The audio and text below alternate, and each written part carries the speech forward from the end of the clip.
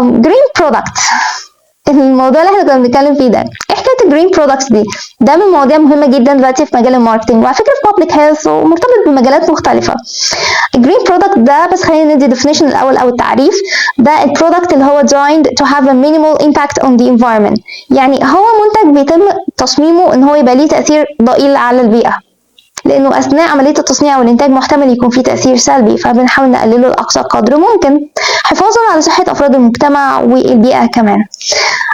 اوكي، كمثال زي recycled materials، عمليه اعاده التدوير للمنتج عشان يحصل له حاجه اسمها reuse، اعاده استخدام مره اخرى، بس طبعا بيتعمل processing وتريتمنت، يعني بيتعمل معالجه الاول عشان يبقى valid for usage، يبقى صالح للاستخدام مره ثانيه. طيب عمليه الريسايكلينج دي بتتعمل ليه، او اعاده التدوير بتتعمل ليه؟ تقليل الويست، النفايات، لان النفايات اكيد ليها تاثير ضار على البيئه وعلى حياه الفرد. والحاجه الثانيه علشان السكيرسيتي اوف ريسورسز، الموارد الخام او المواد الخام والموارد ساعات بتكون فيها ندره، فنوع من انواع انك just يعني conserve them for next generations، ان انت تحافظ عليهم للاجيال القادمه، ما تعملش dissipation او اهدار ليهم. فدي تاني حاجه.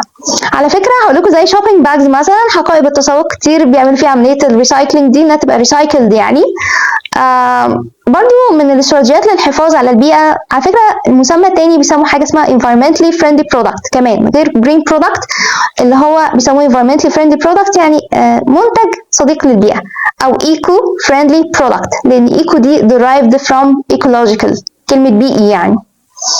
بيسموه كده كمان لان هو بيحاول يستخدم مواد طبيعيه natural materials or ingredients، يبعد عن حاجات الكيميكالز، المواد الكيميائيه اللي ممكن تبقى فيها toxicity يعني، او تعمل toxins او سموم في جسم الانسان فتعرضه لمشاكل صحيه مختلفه. فمثلا في الكليننج برودكتس، منتجات التنظيف بيحاولوا يخلوها دلوقتي الناتشرال، كتير منها تبقى مكوناتها طبيعيه عشان ما تاثرش بالذات على الريسبيراتوري سيستم، على الجهاز التنفسي للناس وعلى صحتهم بشكل عام. اوكي، من المسميات التانية بيسموا الجرين برودكتس كمان طبعا في sustainable products. sustainable بيسموها كده مستدامة، منتجات مستدامة، عشان ما يبقاش فيه depletion of resources، يعني مفيش استنزاف للموارد. بيسموها كمان eco conscious products. conscious، علاقة الوعي بالموضوع، مين اللي واعي ده؟ في طرفين، البيزنس بيكون واعي للفكرة اللي احنا اتكلمنا فيها، فكرة الحفاظ على البيئة وصحة الناس، فبيحاول دايما ان هو يكون ملتزم بالمعايير البيئية والصحية المختلفة اثناء عمليه التصنيع والانتاج. وكمان العميل يكون هو نفسه واعي، بيبقى عنده حاجه اسمها mindful choice او conscious selection، يعني هو يختار بوعي وادراك المنتج اللي هو يعني في حاجات ناتشرال طبيعي، هو ناتشرال طبيعي، او ريسايكلد ممكن يعاد استخدامه مره ثانيه. بيبقى عارف اني بيزنس او اني حد بيجيب منه منتج ان هو بيعمله سبورت، بيدعم بيزنس معين ملتزم بهذه المعايير، وبيحاول يحافظ على البيئه وبيحاول يدعم البيئه. لانه كمان البيزنس دلوقتي بتحاول تقلل البوليوشن، لان ليتلي بدأوا يشوفوا ان البوليوشن ممكن يكون ليه تاثير كبير في حته كلايمت تشينج، يعني التغير المناخي، حتى في هاي تمبريتشر، يعني ارتفاع درجات الحراره. فاحنا كده شفنا التاثير السلبي بيبقى عامل ازاي.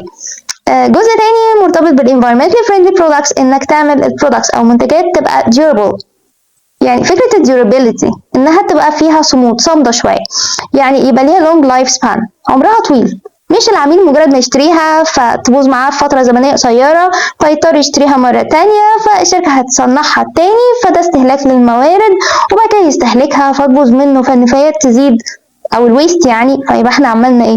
ما احنا كده استهلكنا موارد تاني وزودنا في النفايات تاني. فدايما يقول للبيزنس حاول خلي ان عمر المنتج يكون طويل مش قصير، عشان ما يستهلكش فترة زمنية قصيرة. ده كده بريفلي موضوع الجرين برودكتس. بس شكرا.